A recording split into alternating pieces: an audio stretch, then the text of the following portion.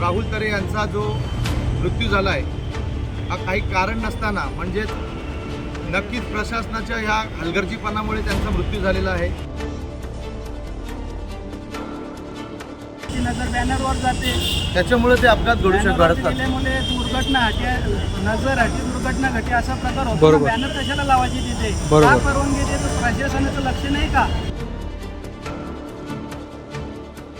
ब्रिजचा जो कठडा आहे त्या कठड्याची उंची फार कमी आहे, त्याला सुरक्षा जाळी लावणे किंवा पत्रे लावणे हा त्यांचा सर्वात पहिला विशेष काम होता।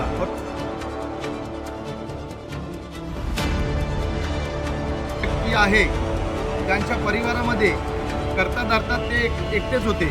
त्यांच्या मागे आई वडील, वृद्ध आई वडील आहेत, 2 छोटी छोटी लहान मुलं आहेत आणि त्यांची पत्नी। आज त्यांच्या घरातला करता कमवता व्यक्ती गेला। प्रीमियम ड्रेसेस का आज कौन शौकीन नहीं होता, और अगर मनचाहा डिजाइन मनचाहे रेट्स पर मिल जाए तो लोग एक की जगह 4 ड्रेसेस खरीद लेते हैं। ऐसा माल जो आसानी से सेल हो जाए और प्रॉफिट भी अच्छा दे, इसके लिए तो लोग मनचाहा इन्वेस्टमेंट करने तैयार हो जाते हैं। लेकिन अब यही बिजनेस आप घर बैठे कर सकते हैं 5,000 रुपया मिनिमम इन्वेस्टमेंट के साथ। तो आज ही कॉन्टैक्ट कीजिए SMZ टेक्सटाइल, जहां हर रोज दर्जनों नए डिजाइन के साथ तैयार किए जाते हैं हजारों लखनवी कुर्ती और कॉट सूट। SMZ टेक्सटाइल आपको देता है एक लॉन्ग टर्म प्रॉफिटेबल बिजनेस का भरोसा। इनके यहाँ आप रिटेल में भी शॉपिंग कर सकते हैं। पता है SMZ textile at Venkatesh building, दरगाह वाली गली, खाड़ी पार, भिवंडी। सर, आज महानगर पालिका के आयुक्त साहब से आपने मुलाकात की, क्या वजह है?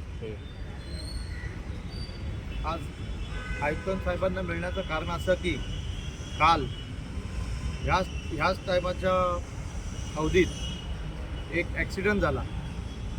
आपला स्वर्गीय बाळासाहेब ठाकरे उड्डाणपूल, या उड्डाणपुलावर साईबाबा मंदिराच्या थोडा पुढे आल्यानंतर एक अपघात झाला। हा अपघात 2 कारमध्ये झाला, परंतु त्याच्यामध्ये विनाकारण बाईक स्वार होते। बाईक स्वार स्वर्गीय राहुल तरे अंजुरगावचे, त्यांना विनाकारण आपला जीव गमवावा लागला। कारण असा की आपला जो ब्रिज आहे हा ब्रिजची जी उंची, कडेची उंची आहे ती फार कमी आहे।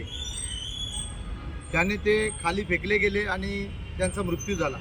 तर आम्ही आज आयुक्त साहेबांकडे एकच मागणी करायला आलो होतो की पहिली गोष्ट तर त्या राहुल तरे यांचा जो मृत्यू झाला आहे हा काही कारण नसताना म्हणजेच नक्कीच प्रशासनाच्या ह्या हलगर्जीपणामुळे त्यांचा मृत्यू झालेला आहे। जर प्रशासनाने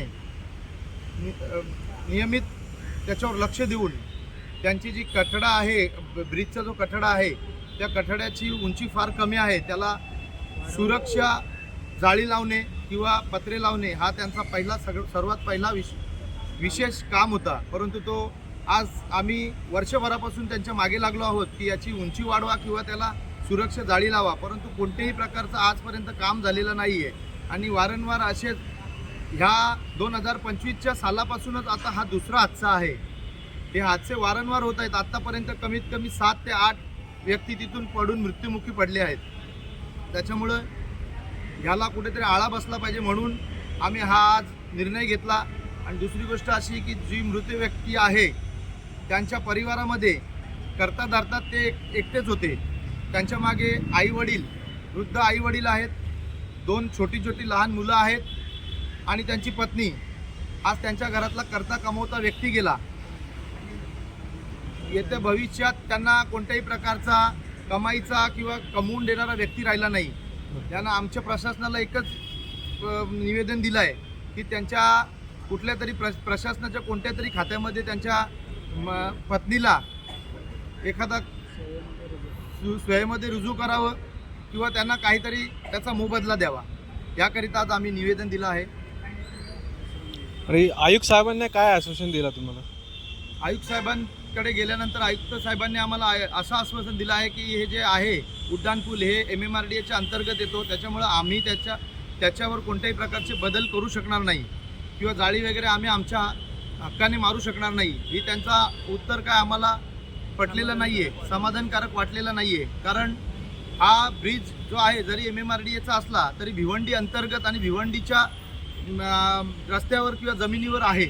त्यामुळे त्यांचा हा उत्तर आम्हाला कुठेही समाधानकारक वाटत नाही आहे. तर आम्ही त्यांनी आम्हाला उत्तर दिल्यानंतर आम्ही त्यांना एकच प्रश्न केला आहे की तुम्ही आम्हाला लेखी तुमचा जाब आम्हाला लेखी हवा आहे. तर त्यांनी आम्हाला शब्द दिला आहे की आम्ही हा जाब तुम्हाला लेखी देतो. कधी लेखी दिले नाही तर काय करतो तुम्ही? नक्कीच नेक्स्ट स्टेप काय? नक्कीच आम्ही जन आंदोलन घेऊ आणि हा मॅटर जो आहे हा कोर्टाच्या मार्फत आम्ही हाताळण्याचा प्रयत्न करू. सर, जो अपघात होत आहे त्याच्याबरोबर काय लेटर दिलं तुम्ही? हो, नक्कीच. आतापर्यंत मी साहेबांना याच्या अगोदरही लेटर दिलेत आणि आजही लेटर दिलं आहे. आज तर लेटर असा दिला आहे की जे प्रशासनाला समजत नाही आहेत ते नियम मी याच्यामध्ये लिहून त्यांच्याकडे दिलेले, त्यांच्या ज्या चुका आहेत त्यांच्याकडून होणाऱ्या चुका त्याच्यावर त्यांना काय करायला पाहिजे हे त्यांना आज दिलेलं आहे. पहिला मुद्दा असा आहे, तुम्हाला सांगितला, सुरक्षा जाळी सर्वात पहिला हा सर्वात मोठा मुद्दा आहे. सुरक्षा जाळीनंतर आम्ही त्यांना सांगितलं आहे की ब्रिजवर हा जो कमीत कमी 1 ते 2 किलोमीटरचा एवढा अंतर आहे. या अंतरावर खूप स्पीडने गाड्या जातात. तर त्यांना एक कुठेतरी स्पीड कमी करण्यासाठी स्पीड ब्रेकर असावे किंवा त्यांना मी सांगितले की ते आपले जे व्हाईट पट्टे असतात ते मारून द्यावेत, कुठेतरी स्पीड कमी राहील. दुसरी गोष्ट, ब्रिजवर भरपूर ठिकाणी पाणी साठला जातो, खड्डे आहेत आणि जे ब्रिजवर जे स्ट्रीट लाईट लावले आहेत त्यांच्यावर जे फ्लॅग्स लावतात ते फ्लॅग्स लावावे नाही, कारण त्याच्यामुळेही काही अपघात घडू शकतात किंवा घडतही असतील. कारण काय, ते फ्लॅग भरपूर प्रमाणात आतमध्ये आलेले आहेत. तुम्ही पाहू शकता तिथे जाऊन. ते फ्लॅग्स पण नसावेत, ब्रिजवर तरी नसावेत अशी आमची मागणी आहे. अवैध बॅनर्स वगैरे लावलेले अवैध असतात. बॅनर्स आहेत ते सगळे तिथे, लोकांची नजर बॅनरवर जाते. त्याच्यामुळे ते अपघात घडतात. दिल्यामुळे दुर्घटना नजर दुर्घटना घटी असा प्रकार होतो. बरोबर. बॅनर कशाला लावायची तिथे? बरोबर. का परवानगी देते? प्रशासनाचं लक्ष नाही का? बरोबर आहे. प्रशासनाचं लक्ष नाही याचा अर्थ वर्षभर बॅनर लागलेले असतात. आता पण तुम्ही जाऊन बघू शकता, बॅनर लागलेले असतात आणि बऱ्याच वेळेला तिथे स्ट्रीट लाईटी जवळजवळ निम्मे तरी बंदच असतात. मग तुमचं प्रशासनाचं लक्ष काय आहे? आणि प्रशासन सांगतं ते MMRDA अखत्यारीतील रीतील आहे. मग तसं प्रशासनाने आम्हाला आता लेखी जबाब द्यावा. आम्ही MMRDAकडे पण जाणार आहे. शिवाय वाहतूक विभाग अधिकारी उपायुक्त आहेत त्यांच्याकडे पण जाणार आहे. कारण वाहतूक विभागाने लक्ष दिलं पाहिजे. बरेचसे 4 व्हीलरवाले नशा करून आलेले असतात, दारू पिऊन आलेले असतात, फोनवर बात करत ते गाडी चालवतात. प्रशासनाचं का तिकडे लक्ष नाही? हा सुद्धा गंभीर मुद्दा आहे. आणि गेल्या अनेक वर्षांपासून जेव्हापासून हा स्वर्गीय बाळासाहेब ठाकरे उड्डाणपूल सुरू झालेला आहे, पावसाचं पाणी झऱ्याच्या रूपाने खाली पडतंय. किती वेळेला निवेदन दिलेलं आहे प्रशासनाला. मग प्रशासन काय आमचे निवेदन काय कचऱ्याच्या कुंडीमध्ये टाकून देतात का? आम्हाला निवेदनाला उत्तर सुद्धा देत नाहीत. आज सुद्धा मी सांगतो, आयुक्तांना चॅलेंज देतो, तुम्ही बाईक घ्या आणि खालून प्रवास करा, बघू तुम्ही कसे प्रवास करता खालून. मग ह्या गोष्टी तुम्हाला आम्हीच निदर्शनास आणून दिल्या पाहिजे. तुम्ही अधिकारी आहे, तुमचे अधिकारी कर्मचारी यांनी लक्ष नको द्यायला. सामान्य माणूस जेव्हा तुम्हाला निवेदन देतो, तुम्ही निवेदनाला तेराची टोकरी दाखवता. हे कुठंतरी प्रशासनाचं माज आहे, दुसरं काही नाही. दुसरी गोष्ट अशी आहे की तिथे कुठल्याही प्रकारचं CCTV वगैरे बसवलेले नाहीत. लोक उलट दिशेने गाड्या चालवतात. मग प्रशासन वाहतूक विभागाचं लक्ष नको का या गोष्टींवर? असे एक ना अनेक गोष्टी घडत आहेत, अनेक गोष्टी तिथे उणीवा आहेत. आम्ही 17 मुद्दे दिलेले आहेत. प्रशासनाने डोळे उघडे ठेवून व्यवस्थित ते वाचावेत आणि त्याच्यावर योग्य ती कार्यवाही करावी असं आमचं म्हणणं आहे. नाही तर या भिवंडीच्या लोकांना जणू काय त्यांनी मारायला सोडलेलं आहे, वाऱ्यावर सोडलेलं आहे असा आमचा त्यांच्यावर आरोप आहे. इंटरनेट आज के एडवांस जमाने की धड़कन है। इंटरनेट के बिना सारे इलेक्ट्रॉनिक डिवाइसेस बेजान हो जाते हैं। अगर आप इस इंटरनेट की वैल्यू को समझते हैं तो सोचिए इसके बिजनेस में कितना पोटेंशियल होगा। भिवंडी के नंबर 1 इंटरनेट प्रोवाइडर इंफ्रानेट आपको मौका दे रहे हैं उनके साथ बिजनेस पार्टनर बनने का। ना कोई फ्रेंचाइजी फी, ना कोई डिपॉजिट, लेकिन बेहतर इनकम की गारंटी, कंप्लीट सेटअप, ट्रेनिंग और सपोर्ट का वादा। ऐसी बिजनेस अपॉर्चुनिटी और कहां? तो स्क्रीन के नंबर पर कॉल कीजिए और आज ही अप्लाई कीजिए अपने एरिया के ऑफिशियल इंफ्रानेट पार्टनर बनने के लिए।